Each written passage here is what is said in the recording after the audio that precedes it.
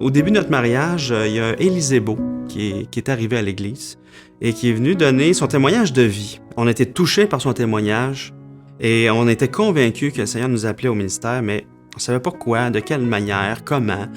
Et donc, je suis allé voir les anciens, puis je leur ai dit, écoutez, ma femme et moi, on est convaincus qu'on est appelés à servir le Seigneur. On veut se consacrer complètement à lui. Fait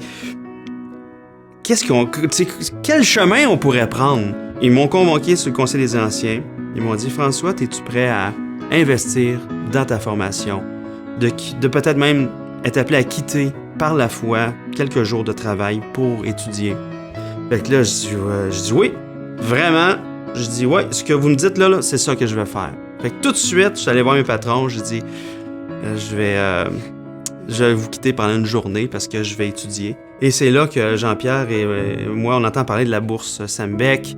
Et on fait une demande de bourse. Et puis on a eu la bourse. Ça nous a enlevé un stress financier, mais aussi ça a permis que je puisse continuer de faire partie de la cohorte, qui a été vraiment un élément de propulsion, là, d'accélérer ma formation.